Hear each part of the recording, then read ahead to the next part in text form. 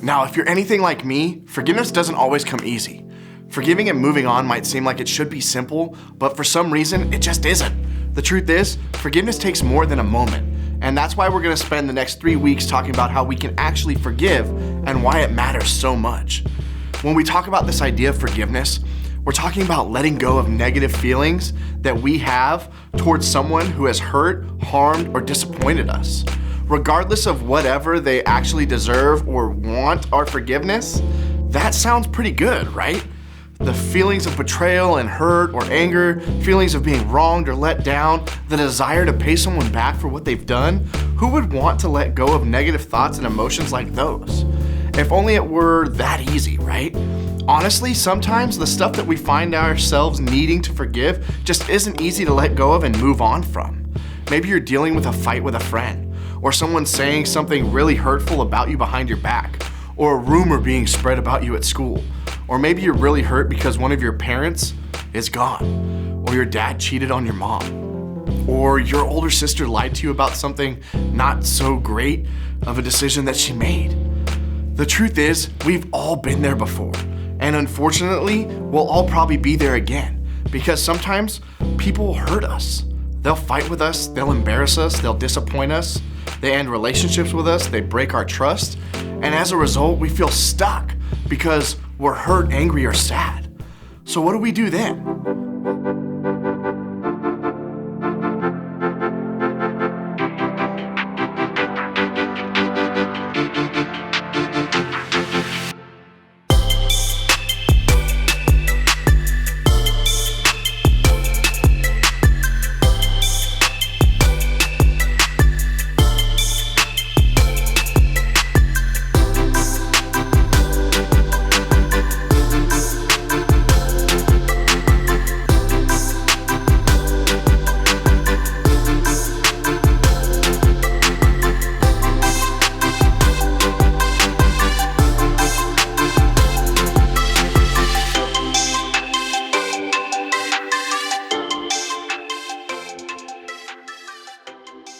Well, some of us pretend that we're okay even though we're definitely not.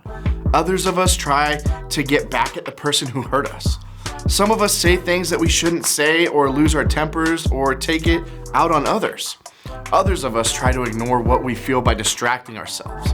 Maybe we put our AirPods in and tune everything else out, or just watch TikTok for hours on end. But here's the thing, no matter what you do to deal with that hurt, it doesn't actually work. No matter how hard you try, it's not gonna help you to move on. Sure, you might feel better for a moment, but the feelings are still there. And that's really hard because ultimately those feelings are only gonna hurt you. You're the one holding on to the pain, not the other person. You're the one struggling to move forward because you can't move on. But what if I told you there was another option? What if there really was a way for you to forgive and move on? I wanna tell you about this guy named Paul. Now, Paul was a super important leader in the early church. Thousands of years ago, he went around telling people about Jesus and starting some churches. He would send letters to churches he started or to other people who were following Jesus to encourage and to teach them. What's cool is that we can read these letters today because they're all recorded in the Bible. But the letter that we're gonna look at was written to a church in a town called Thessalonica. Paul had actually been driven out of Thessalonica by people who weren't super excited about the church growing. They called Paul a liar. They spread rumors about him, and they treated him terribly. So how did Paul respond? Well, with this letter, he needed to remind the people in Thessalonica what was actually true. He wanted to help this church get through all the challenges that they were facing. Remember, it wasn't easy to be a follower of Jesus back then. Christians were often mistreated, just like Paul was. That's why I think we can learn a lot about moving on from Paul. He was treated unfairly, he was betrayed and lied to, heartbroken, and even wronged. But if you keep following his story, you'll discover that Paul was able to move on. How? Well, let's take a look at what he wrote.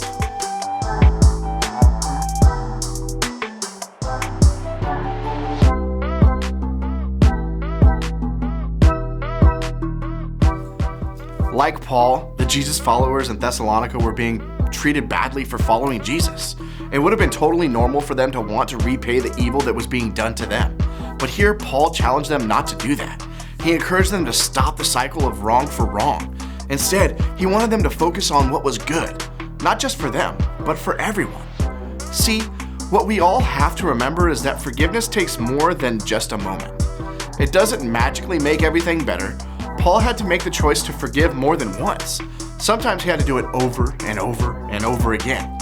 He had to forgive them even when it didn't feel right, and when it didn't feel good right away, and even when it wasn't deserved. But he did it because he knew it was ultimately for his own good. And that's the same choice that we can make too. Because when you don't forgive, it only hurts you. So what can we do to help ourselves move on? Here are 4 things I want you to try this week. First, be honest about how you feel. It's okay to be hurt or upset or angry by what someone has done. It's okay to be sad or disappointed or feel like life is unfair. Pretending like these feelings aren't there doesn't make them go away. And we can allow ourselves to feel these things and still move forward in a healthy way.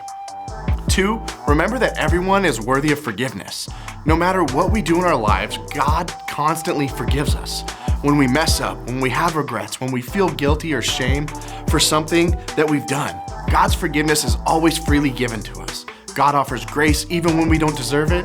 So when you're feeling like you've made a mistake, remember that you're worthy of and offered forgiveness regularly. Just as God forgives us, we can try to forgive people who have wronged us. Because no matter what they've done, the truth is, they're God's creation, and that makes them worthy of forgiveness too. The third thing is choose to move on. You can decide to move on from the hurt that you're holding on to and make a choice to move forward and towards forgiveness. This can look different for all of us. Choosing to move on doesn't always mean that you have to run up and tell someone you forgive them. It doesn't have to be something you talk about at all. It can be something that you simply do for yourself. Maybe you pray for them. Maybe you end that prayer by telling God, I forgive them and I'm letting go. Or maybe it means you have a hard conversation with that someone. Or you take a step back from the relationship. Or you talk to an adult about what you're feeling. Whatever it looks like for you, know that moving on is a choice that you're making to help you move forward. And 4th, repeat. Move forward over and over and over again. Remember, forgiveness takes more than just one moment. It's a process. It's a decision that you have to keep moving forward and to keep making. It doesn't just magically go away. But when you keep choosing to forgive, you're doing what's good for everyone, starting with yourself.